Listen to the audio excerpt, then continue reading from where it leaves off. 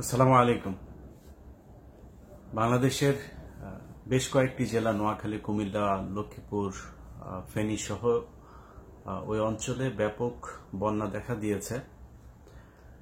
বন্যার যে ছবি এ পর্যন্ত সোশ্যাল মিডিয়াতে দেখলাম এবং গণমাধ্যমগুলোতে, সেখানে আমার মনে হয় স্মরণকালের ইতিহাসে সবচাইতে ভয়াবহ বন্যা। তো সেই বন্যাটা কেন হয়, এই বন্যা কাদের জন্য, কাদের সৃষ্ট, সে আলোচনায় যাবার আগে ওটা তো দীর্ঘমেয়াদী প্রক্রিয়া, কিন্তু শর্ট টার্মে যে বিষয়গুলো করা যায় সেটা হচ্ছে যে আমার মনে হয় সরকারের সর্বোচ্চ দিয়ে হলেও অন্যান্য জায়গায় কোনো বরাদ্দ যদি কাটছাট করেও হয়, আপাতত যে মানুষগুলো এখানে আছেন তাদের বাঁচানোর জন্য যা যা প্রয়োজন সেটা আমার মনে হয় করা উচিত। সরকারের যদি ফান্ড সমস্যা মনে করে, তাহলে আমাদের কাছে যদি ইন্ডিভিজুয়ালিও যদি বলে যে আমাদের ধরে দিক, প্রয়োজনে মানুষ এক একজনকে ধরে দিক, আমাকে ধরে দিক, আমাকে বলুক যে 1 লাখ টাকা দিতে হবে, আরেকজনকে বলুক, এরকম তারা 2-4 হাজার মানুষের লিস্ট করুক, এই মানুষকে তাদের দিতে হবে, আমরা তাদেরকে দিয়ে দেব। তারপরেও খুব দ্রুততার সাথে এই মানুষগুলোর যা করা প্রয়োজন এই কাজটা করার জন্য তাদের কাছে অনুরোধ জানাচ্ছি।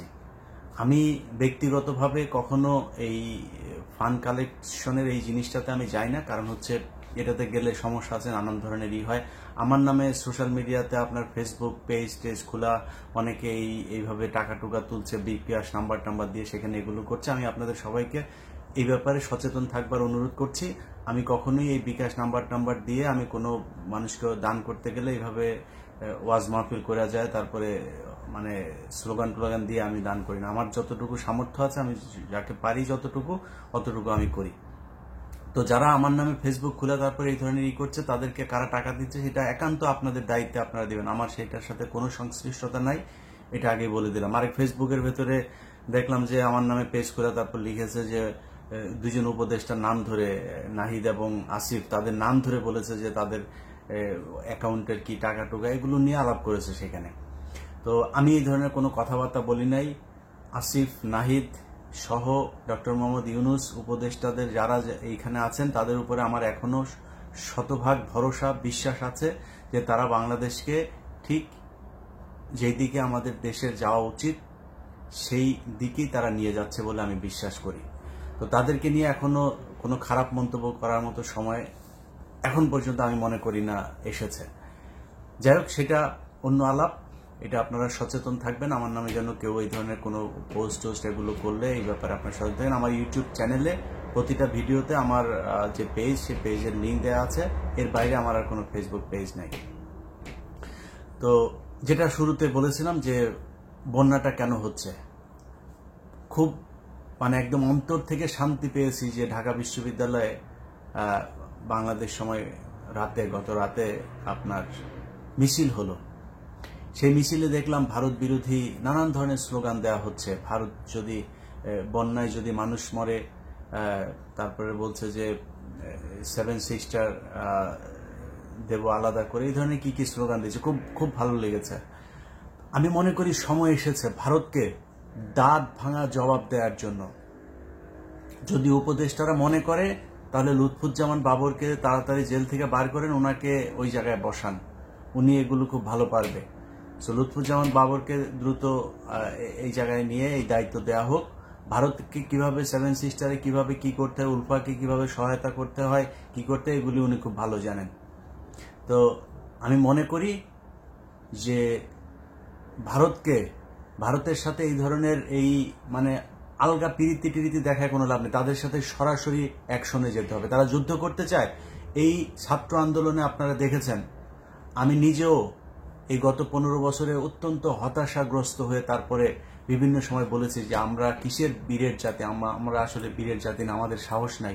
ছাত্ররা আমার সেই ধারণাকে ভুল করে দিয়েছে। একজনকে গুলি করেছে, তার সামনে বন্দুক দিয়ে গুলি করছে, তারপরে বন্ধুকে নিয়ে তারপরে টেনে হেসড়ে তারপরে সেখান থেকে নিয়ে বেরিয়ে এসেছে। পুলিশ ধরে নিয়ে যাচ্ছে, পুলিশের দিকে চোখ রাঙিয়ে তাকিয়ে আছে, ভয় পায় নাই। গুলি করছে, বুক এভাবে পেতে দিয়েছে পুলিশের বুলেটের সামনে। অতএব এই বাঙালিকে ভয় দেখায় লাভ নাই।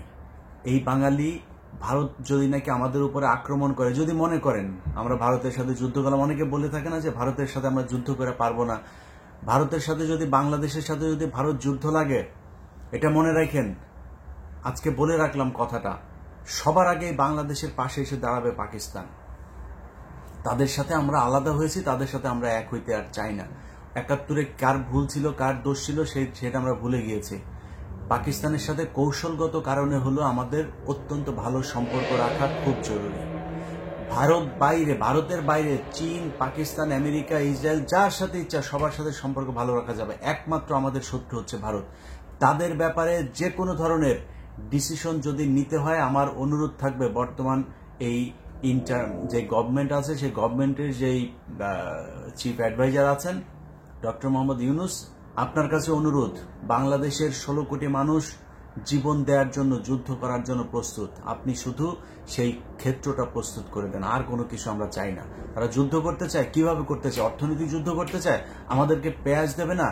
পৃথিবীতে বাজার তৈরি করার জন্য বিক্রেতারা ঘোরে, ক্রেতা কখনো কেনার জন্য বিক্রেতা করে না। অতএব আমাদেরকে ভারত পেঁয়াজ মাগনা দেয় না, ভারত আমাদেরকে গরু ফ্রি এমনিতেই দেয় না। তারা বিশ্বের বিভিন্ন দেশে গরু রপ্তানি করে, মাংস রপ্তানি করে। সো আমাদেরকে যে খালি আমরাই নিচ্ছি এরকম কোনো কিছু না। তারা যদি না দেয়, আমাদের দেশে যেই এই শিল্পটা আছে, যে গবাদি পশু উৎপাদন শিল্প আছে, সেটা ভালো হবে। তাদের দেশ থেকে যদি আমরা ডিম না কিনি, মুরগি না কিনি, আমাদের দেশে ফার্ম হবে, মুরগির খামার হবে।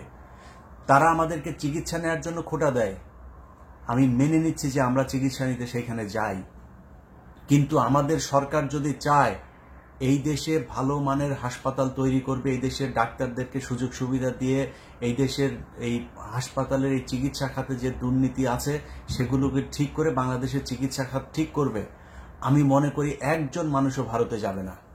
যখন ভারতে বাংলাদেশের মানুষ না যাবে, এটা ভারতের বাংলাদেশের মানুষের কাছ থেকে তাদের টাকা ইনকামের সবচাইতে বড় খাত। এই খাত বন্ধ করে দেন, ভারত অনেক সোজা হয়ে যাবে। তারা চিনি দেবে না, গরু দেবে না, আলু দেবে না, পেঁয়াজ দেবে না, দরকার নাই। আমরা না খেয়ে থাকবো। ডক্টর মোহাম্মদ ইউনূস, আমি বলে রাখলাম, বাংলাদেশের মানুষ 10 বছর আলু খাবে না, পেঁয়াজ খাবে না, লবণ খাবে না, চিনি খাবে না।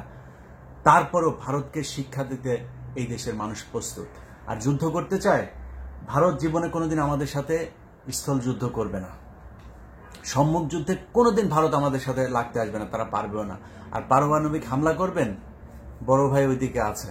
বাংলাদেশের উপরে যদি পারমাণবিক হামলা বা এই ধরনের কোনো হুমকি বা মানে প্র্যাকটিক্যালি যদি এই ধরনের কোনো কিছু করা হয়, সেটার জন্য পাকিস্তান সাথে সাথে সেটার জবাব দেবে, আমি বিশ্বাস করি। আপনি এই আন্দোলনে দেখেন, পাকিস্তানে এখন যে আন্দোলন চলছে সরকার বিরোধী, এই সরকার পতন আন্দোলনে যতগুলো পাকিস্তানের পতাকা আছে ততগুলো বাংলাদেশের পতাকা আছে। পাকিস্তানের মানুষ আমাদের শত্রু না। এদেশের শেখ মুজিব এই বদমাইশ ক্ষমতায় আসার জন্য রয়ের সাথে মিলে, রয়ের যেই পরিকল্পনা সেটা বাংলাদেশে বাস্তবায়ন করেছে। আদমজি জুট মিলে কারা মানুষ মেরেছিল, 14ই ডিসেম্বরে কারা মানুষ মেরেছিল, এগুলো নিয়ে বহু তদন্ত করা দরকার আছে। বাদ দিলাম সেগুলো, সেই দিন শেষ। পৃথিবীতে বহু দেশের সাথে বহু দেশের হয়েছে, যুদ্ধ হয়েছে। পৃথিবীতে এই পর্যন্ত একবার পারমাণবিক যুদ্ধ হয়েছে, একবার। সেটা জাপানে আমেরিকা মেরেছে। সেই পারমাণবিক যুদ্ধ যাদের সাথে হয়েছে, যাদের উপরে পারমাণবিক বোমা নিক্ষেপ করা হয়েছিল, সেই জাপান এখন আমেরিকার সবচাইতে ভালো বন্ধু। পৃথিবীতে এরকম বহু উদাহরণ আছে। তো আমরা পাকিস্তানের সাথে আমরা আলাদা হয়েছি, কিন্তু বাংলাদেশের মানুষের সাথে পাকিস্তানের মানুষের কোনো দ্বন্দ্ব নাই। ওই সময় যারা রাজনীতি করতো তাদের সমস্যা, পাকিস্তানের রাজনীতিবিদদেরও ওই সময়ের পলিসিতে ভুল আছে। আর বাংলাদেশে ছিল হচ্ছে রয়ের এই মালায়নের বাচ্চা আপনার শেখ মুজিব, বাপ ছিল আপনার হিন্দু, ও রক্তটা হিন্দু, যেই কারণে ওরা এখন পর্যন্ত ওই আপনার করতে পারে না, ভারতের কাছ থেকে ওরা বের হইতে পারে না। আমরা হিন্দুদের মানে ধর্ম নিয়ে হিন্দুদেরকে আমি কোনো কটাক্ষ করছি না, আপনাদের ব্যাপারে আমাদের কোনো নাই, কিন্তু আমার মুসলমান যখন কিনা ভারতের পক্ষ হয়ে কাজ করে, তখন আমি আমার জায়গাটা আমি পরিষ্কার করলাম। সো কে হিন্দু কে মুসলমান সেটা আমার দেখার বিষয় না। আমার দেশ নিয়ে এই শেখ মুজিব, যার বাপ যে হচ্ছে কিনা মানে এই আপনার অবৈধ পয়দা, তার বাপ ছিল হচ্ছে হিন্দু, সে এসে তারপরে মুসলমানের ঘরে উঠছে, কিন্তু রক্তটা তো হিন্দুদেরই, ওই হিন্দুদের প্রতি টান ছিল। বাংলাদেশের সাথে এই পাকিস্তানের এই যে এগুলো আপনার রয়ের হয়ে তারপরে কাজ করে দুই দেশের ভিতরে যুদ্ধ বাজাইছে। সো এই শেখ মুজিব হচ্ছে আপনার আমাদের যেই ক্ষতি, সেই ক্ষতির শুরুটা করে দিয়ে গেছে, সেটার পরেরটা শেখ হাসিনা করেছে। সেখান থেকে বের হইতে আমাদের সময় লাগবে, কিন্তু আমি মনে করি এই পদক্ষেপগুলো নিতে দেরি হয়ে যাচ্ছে। আমাদের যে এই জাতীয় সঙ্গীত, এই জাতীয় সঙ্গীত খুব দ্রুত পরিবর্তন করা উচিত। কারণ আরেক দেশের কোনো নকল করা গানের আপনার লিরিক কখনো বাংলাদেশের হইতে পারে না, জাতীয় সঙ্গীত হইতে পারে না। এটাতে যদি কারো কোনো আপত্তি থাকে, কারো কোনো তর্ক বিতর্ক থাকে, কারো কোনো সন্দেহ থাকে, তাহলে আমার কাছে আসতে পারেন। আমাকে তিনি আপনার দিবেন, এভিডেন্স দিবেন, আমি এভিডেন্স দিব। যদি আমি প্রমাণ করতে পারি যে সে এই রবীন্দ্রনাথ ঠাকুর এটা চুরি করে এনে তারপরে আমাদের দেশের বানিয়েছে, তাহলে এটা বন্ধ, এটা বাদ দিতে হবে। আর যদি মনে করেন যে এটা অলরেডি প্রুভড, তাহলে অতি সত্বর এটা বন্ধ করার ব্যবস্থা করতে হবে। আমাদেরকে যখন মনে চাবে তখন পানি দিয়ে মারবেন, যখন মনে চাবে তখন পানি টাইনে নিয়ে যাবেন। আপনার এই ফেনী নদী থেকে আপনার পানি নিয়ে যায় তারা আপনার গ্রীষ্মকালে, আবার এখন বর্ষাকালে তারা আমাদের এখানে পানি ঢেলে দিচ্ছে। অতএব তাদের এটা চলতে দেওয়া যাবে না। যদি প্রয়োজন হয় তিস্তায়, তারা তো ওইদিকে ফারাক্কা বাঁধ খুলে দেয়, তো সো তিস্তায় যদি প্রয়োজন হয়, চায়না আমাদের যে প্রকল্পে করতে চাচ্ছে, প্রয়োজনে চায়নার কাছ থেকে আমরা সহযোগিতা নেব। আমি আগেই বলেছি, ভারতের হাত থেকে বাঁচতে হলে পৃথিবীর ইসরায়েলের কাছে যেও যদি বাংলাদেশের মানুষের সহায়তা নিতে হয়, আমার কোনো সমস্যা নাই। এরা হচ্ছে আমাদের শত্রু, আমাদের কোনো অন্য আর কোনো শত্রু নাই। অতএব যদি চীনের কাছে যাইতে হয়, তাহলে আমি মনে করি বর্তমান সরকারের চীন তো অলরেডি আমাদেরকে প্রপোজাল দিয়েই রেখেছে। সো তাদের সাথে সেই চুক্তি করেন, করে তারপরে আমাদের এই করেন, এটার প্রকল্প বাস্তবায়নের ব্যবস্থা শুরু করেন। আর এরপরে ভারত যদি নাকি মনে করে এইসব পদক্ষেপ নেয়ার কারণে আমাদের সাথে যুদ্ধ করবে, ডক্টর মোহাম্মদ ইউনূস আপনাকে বলে দিলাম, তারেক রহমান আপনাকে বলে রাখলাম, যে বাংলাদেশের 16 কোটি মানুষ যখন থেকে ডাক দিবেন, বাংলাদেশের 16 কোটি মানুষ আপনাদের ডাকে যুদ্ধে নামার জন্য প্রস্তুত হয়ে আছে। বাংলাদেশের মানুষ যুদ্ধ করতে চায়, তারা যখন লাগতে চায় তখন আসুক। আমি বহুদিন ধরে বলছি, বহুদিন ধরে, যে বাংলাদেশের সব সমস্যার মূল কারণ হচ্ছে এই ভারত। তারেক রহমান, আপনার কাছে অনুরোধ, হয়তো বাংলাদেশে সেই ইভেন্চুয়ালি আপনি ক্ষমতায় আসবেন, আপনি প্রধানমন্ত্রী হবেন, আপনার কাছে অনুরোধ, এখনো পর্যন্ত আপনার দলে কালকে 2 জনকে সদস্যপদ স্থগিত করা হয়েছে, খুব খুশি হয়েছে, এটা বহুদিন আগে দরকার ছিল। এই শামা ওবায়েদের স্বামী হচ্ছে আওয়ামী লীগ, তো আওয়ামীপন্থী এরকম একজন ব্যবসায়ীর স্ত্রী, তাকে কেন আমি খুব অবাক হইতাম, ভয়ে কিছু বলতে পারতাম না, যে একবার আওয়ামী লীগকে খেপাইছে, আবার বিএনপিকে খেপাবো, অনেক কথা চাইলেও বলতে পারি না। তো এই থাকে কিভাবে? তার সাথে আরেকজন কৃষক দলের, আমি ওনার ব্যাপারে আমি জানি না, ওনার ব্যাপারে আমার কোনো আইডিয়া নাই, যাক 2 জনকে সদস্যপদ স্থগিত করা হয়েছে। এরকম যদি প্রয়োজন হয়, মির্জা ফখরুল থেকে শুরু করে যদি আর যারা এই রয়ের হয়ে কাজ করেছে, আওয়ামী লীগের এবং ইন্ডিয়ার টাকা নিয়েছে, যাদের লিঙ্ক আছে বা টাকা পয়সার লেনদেনের ভিডিও আছে, এদেরকে খুঁজে বের করে তারপরে আপনি এই দল থেকে বহিষ্কার করেন। আপনাকে বললাম, আমি আমার জায়গা থেকে আমার বিশ্বাস, মানুষের সাথে তো কম চলাফেরা হয় না, মানুষের কম মন্তব্য শুনি না। বাংলাদেশের মানুষ, আপনি যদি সরাসরি ভারতের বিরুদ্ধে কথা বলেন, মালদ্বীপের মইজুর মতো, কিংবা শ্রীলঙ্কার মতো, কিংবা নেপালের মতো, পাকিস্তানের মতো, এইসব দেশ কিন্তু সরাসরি ভারতের বিরুদ্ধে যুদ্ধ ঘোষণা করে টিকে আছে। আপনার জনপ্রিয়তা এখন যা আছে তার চাইতে আরো কয়েকশো গুণ বৃদ্ধি পাবে যদি ভারতের বিরুদ্ধে আপনি ডাক দেন। অতএব আমি মনে করি তাদের সাথে প্রকাশ্যে একদম সরাসরি ডিক্লেয়ার করে তারপরে যুদ্ধ করার সময় এসেছে। ওরা যেমনি যুদ্ধ করতে চায়, অর্থনৈতিক, সাংস্কৃতিক, ধর্মীয়, এমনি সামরিক যুদ্ধ যা মনে চায় ওরা করতে আসুক, আমরা যুদ্ধ করার জন্য প্রস্তুত। সো আমি মনে করি, যেটা আগে থেকেও বলছি, বাংলাদেশের শত্রু একমাত্র ভারত। সব সমস্যার মূল কারণ হচ্ছে ভারত। আজকে দেখেন ডক্টর মোহাম্মদ ইউনূস দেশ চালাচ্ছে, শেখ হাসিনা যাওয়ার পরে বাংলাদেশের মানুষ বিজয় উদযাপন করছে, সেইখানেও বাগড়া হয়ে দাঁড়িয়েছে এই ভারত। তারা চায় না এই দেশ ঠান্ডা থাকুক। এই যে পানি ছেড়ে দেওয়া এখন, এই যে নানান ধরনের তাদের মিডিয়াতে আমাদের দেশের বিরূপ মন্তব্য করা, আমাদের দেশের সংখ্যালঘু যাদেরকে বলা হয় হিন্দু, তাদের উপরে নানান ধরনের কল্পকাহিনী বানায় এগুলো বিভিন্ন জায়গায় প্রচার করা, সবকিছুর পেছনে দেখেন তারা। এই শেখ হাসিনা 15 বছর যে এই দেশে মানুষকে গণহত্যা করেছে, এইটার পেছনেও এই ভারত। অতএব ভারত যে আমাদের শত্রু সেটা আমরা এখন চিনেছি। বাংলাদেশের মানুষের মধ্যে আমরা সেই পরিস্থিতিটা তৈরি করেছে, সেই মানসিকতাটা তৈরি করেছে যে তারা ভারতকে এখন প্রচন্ড রকমের ঘৃণা করে। আপনাকে অনুরোধ থাকবে, যারাই বাংলাদেশে রাজনীতি করবেন তাদের কাছে অনুরোধ থাকবেন, ভারতের বিরোধিতাটা সরাসরি করতে হবে। যে মানুষগুলো আজকে মরছে বন্যার পানিতে, দেশের অর্থনীতি নষ্ট হচ্ছে, এই সব কিছুর জন্য ভারত দায়ী এবং সেটা সরাসরি বলতে হবে।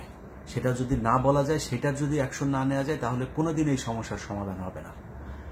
যাই হোক, বাংলাদেশের ভাইয়েরা, ভারতের বিরুদ্ধে আমাদের একদম এক দফা এক দাবি। এক, হরে কৃষ্ণ হরে রামের মেয়েকে আমরা পাঠাইছি ওই দেশে, এখন হচ্ছে আপনার এই ভারতের সাথে সরাসরি যুদ্ধ করার সময়। এক দাবি, ইন্ডিয়া আউট। এই বাক্যে আমরা সবাই মিলে একসাথে হব। দেশের যেইখানে যেই মতের যেই দলের যেইভাবেই থাকুক, সবাই আমরা এক। আল্লাহ হাফেজ।